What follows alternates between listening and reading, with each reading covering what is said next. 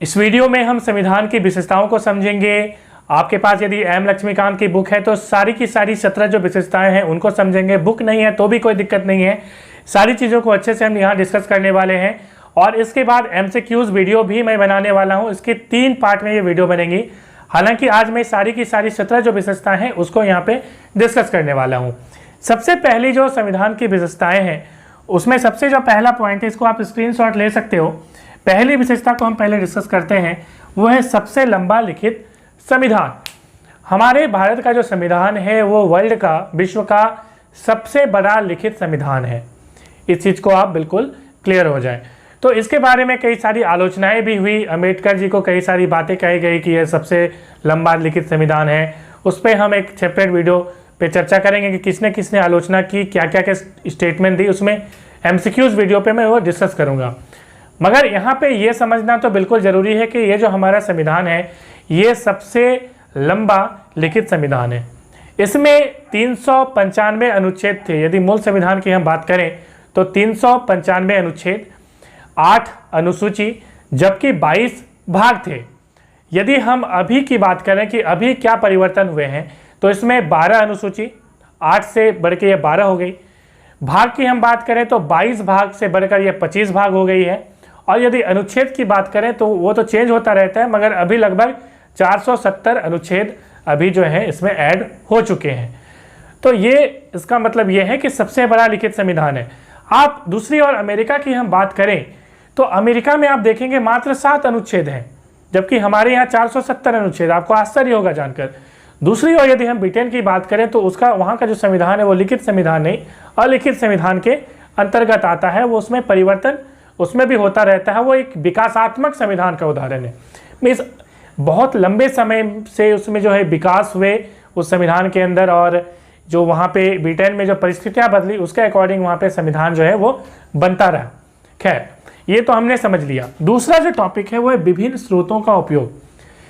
ये भी एक काफ़ी लोगों ने इसमें जो है ये कहा है ना, एक तरह से कटाक्ष किया कि इसमें क्या है कि कॉपी, कार्बन कॉपी कई बार कह दी जाती है कि हमारा संविधान जो है कार्बन कॉपी है। मीन्स इसमें विभिन्न स्रोतों का उपयोग किया गया है। विभिन्न स्रोतों का उपयोग का मतलब है, जैसे हम बात करें 1935 का जो भारत शासन अधिनियम है उससे बहुत ज़्यादा चीज़ें इसमें ली गई हैं। ये तो भारत की बात हो गई। विदेशी से भी कई सारी चीज़ें ली गई हैं। जैसे हम बात करें आयरलैंड से नीति निर्देशक तत्व DPSP ली गई है।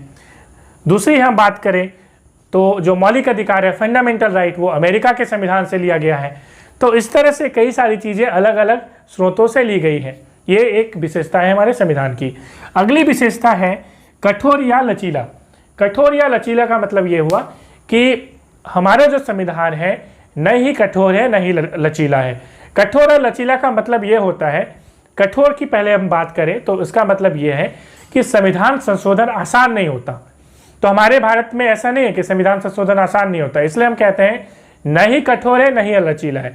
अब लचीला का मतलब ऐसी अवस्था जिसमें संविधान संशोधन आसानी से हो जाए, उसे हम लचीला कहते हैं। जैसे इंग्लैंड का संविधान एक लचीला संविधान है, अमेरिका का संविधान एक कठोर संविधान है, क्योंकि उसमें अमेरिका में बहुत आसानी से संशोधन नहीं हो सकते। दूसरी ओर हमारा जो भारत है वो हम कहते हैं मिला जुला, मीन्स न ही कठोर है न ही लचीला है, क्योंकि यहाँ पे संशोधन की पावर दी गई है संसद के पास। आर्टिकल 368 और आर्टिकल 2 और 3 के साथ इसमें संशोधन होता है। ये तो हम समझ गए। अगला जो टॉपिक है वो है एकात्मकता की ओर झुकाव के साथ संघीय व्यवस्था। ये बहुत इंपॉर्टेंट है आपके एग्जाम पॉइंट ऑफ व्यू से। एकात्मकता की ओर झुकाव का मतलब क्या होता है?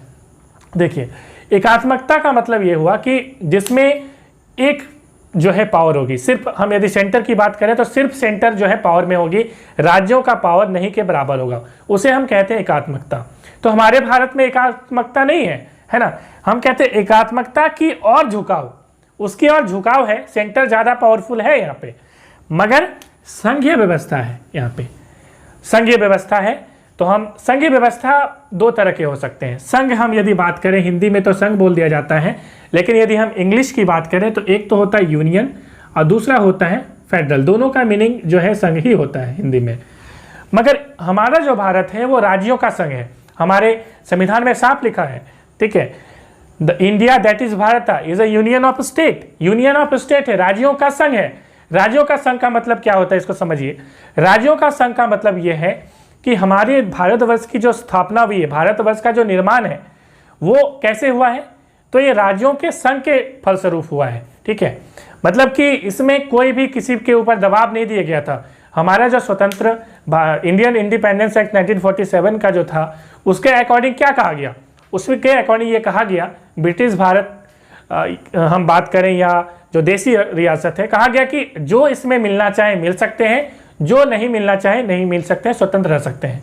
या आप यदि पाकिस्तान में जा सकते हो तो पाकिस्तान में भी मिल सकते हो। ये 3 चीज़ें कही गई थी। तो इसका मतलब यह है कि कोई दबाव में आकर हमारे भारत को नहीं बनाया गया है। तो भारत एक राज्यों का संघ है, पहली चीज़।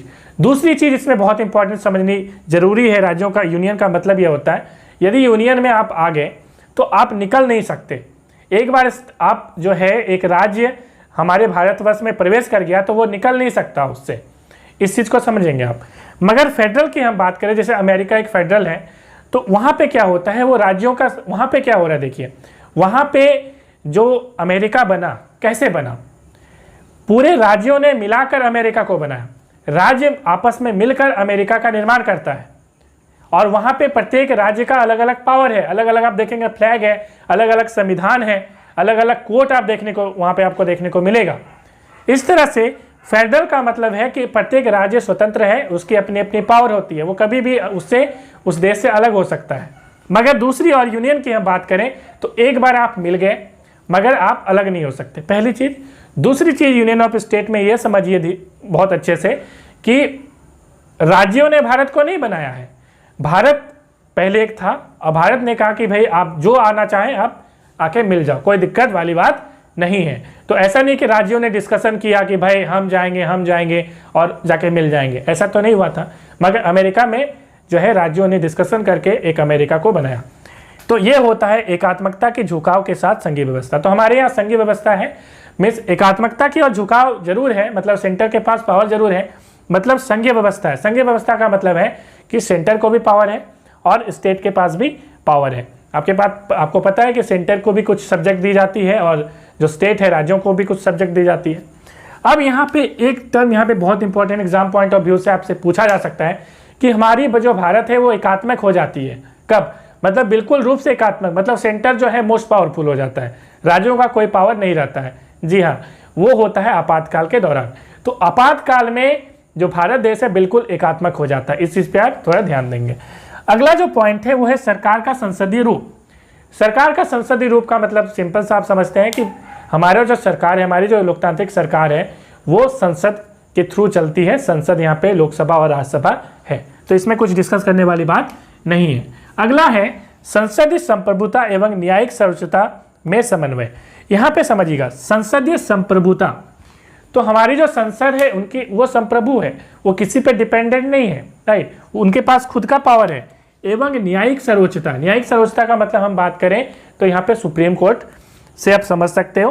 तो दोनों में कोऑर्डिनेशन है, समन्वय है। ऐसा नहीं है कि सुप्रीम कोर्ट कहेगा कि हम सबसे ज़्यादा पावरफुल है और संसद कहेगा हम सबसे पावरफुल, नहीं। आर्टिकल 13 के अंदर दोनों को पावर दी गई है।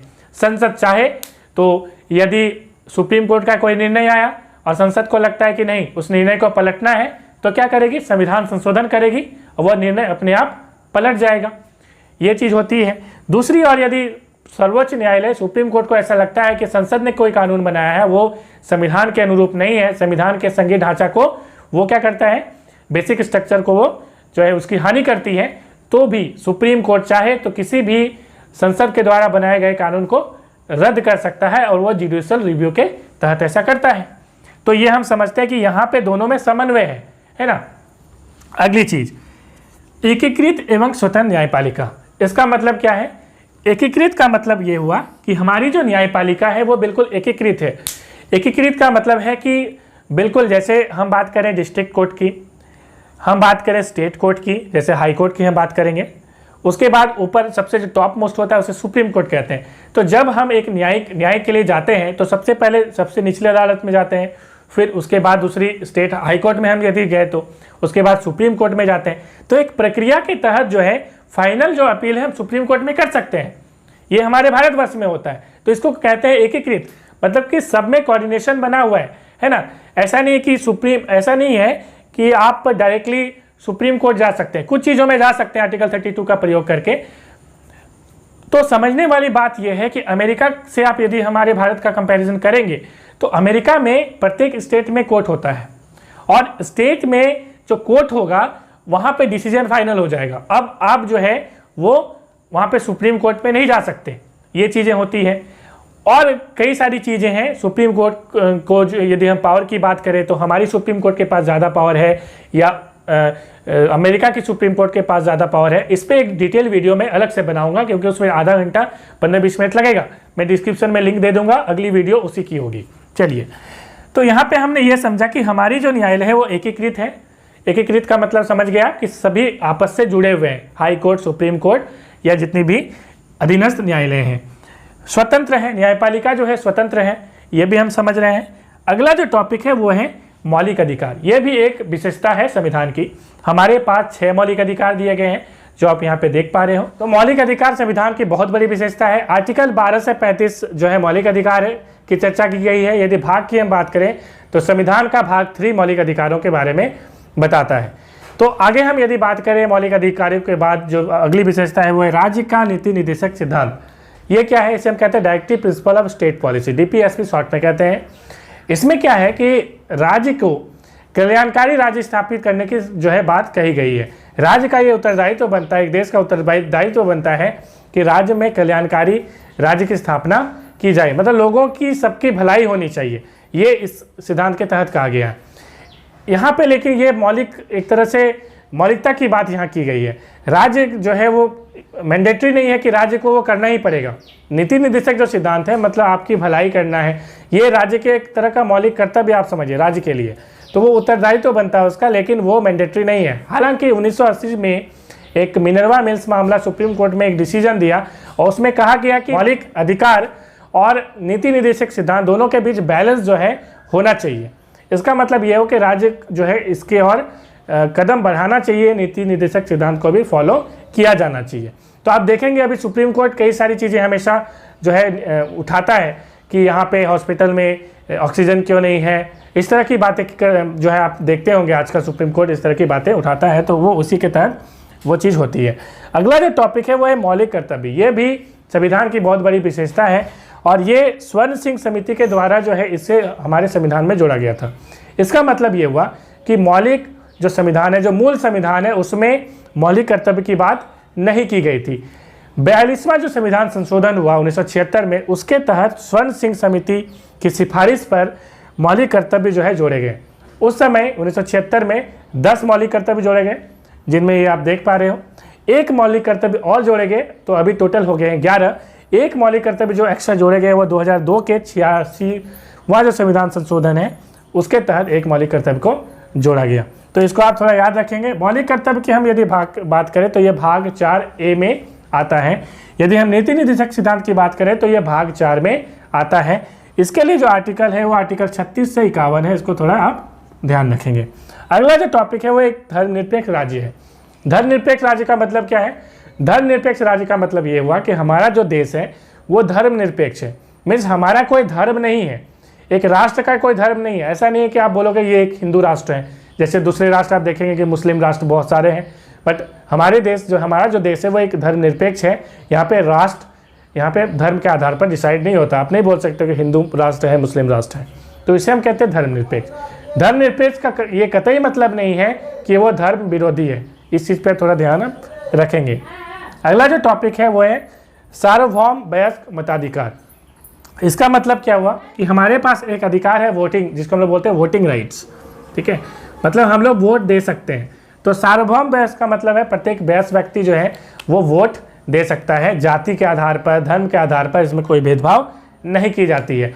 हालांकि पहले 21 साल जो है वोट देने की उम्र थी, मगर इसे चेंज करके 61 जो संविधान संशोधन हुआ 1988 में, याद रखेंगे, उसमें 21 साल से घटाकर 18 साल कर दी गई है। मतलब 18 साल या उससे ज़्यादा कोई भी व्यक्ति हो तो वो वोट दे सकता है। अगला जो संविधान की विशेषता है वो है स्वतंत्र निकाय। स्वतंत्र निकाय का मतलब ये हुआ कि संविधान कई सारे स्वतंत्र निकाय की जो है यहाँ पे गठन करता है, जैसे UPSC हुआ या जो हम देखते हैं राज्य लोक सेवा आयोग होता है, इस तरह की कई सारी निकाय जो है वो संविधान के तहत गठित की जाती है जो कि स्वतंत्र होती है। निर्वाचन आयोग हो गया, है ना। उसके बाद है अगला जो पॉइंट है वो एकल नागरिकता। एकल नागरिकता का मतलब क्या हुआ, हम भारतीय हैं, नागरिक हम भारतीय हैं, ठीक है। नागरिकता की जब लिखा रहेगा नागरिकता वाला कॉलम तो आप लिखोगे भारतीय, ना कि आप लिख दोगे बिहारी, आप लिख दोगे झारखंडी, ऐसा आप नहीं लिख सकते। तो नागरिकता का मतलब ये होता है। मगर आप अमेरिका में चले जाओगे तो अमेरिका में ड्यूअल सिटीजनशिप मिलती है, वहाँ पे राज्य की एक नागरिकता अलग से मिलती है और पूरे सेंटर की अमेरिका की नागरिकता अलग से मिलती है। तो दोनों वहाँ पे नागरिकता के जो जितनी भी फैसिलिटीज़ है वो लोग उपभोग करते हैं। अगली चीज़ है आपातकालीन प्रावधान। आपातकालीन प्रावधान भी संविधान की विशेषता है और आपातकालीन जो प्रावधान होते हैं वो 3 प्रकार के होते हैं। एक तो होता है आर्टिकल 352 के तहत, जिसे हम कहते हैं राष्ट्रीय आपातकाल। राष्ट्रीय आपातकाल का मतलब हुआ कि कोई युद्ध की कंडीशन लग रही है या कोई दंगे टाइप की लग रही है कि देश को संभालना मुश्किल हो जाएगा, तो इस तरह की जो है आपातकाल को हम लोग बोलते हैं राष्ट्रीय आपातकाल, आर्टिकल 352 के तहत। 3 तरह के आपातकाल होते हैं। दूसरा जो आपातकाल है उसको बोलते हैं राज्य की आपातकाल। राज्य की आपातकाल 2 तरह के होते हैं, नोट करेंगे। पहला वाला मैंने कहा राष्ट्रीय आपातकाल, ठीक है, राष्ट्रीय आपातकाल 352 के तहत।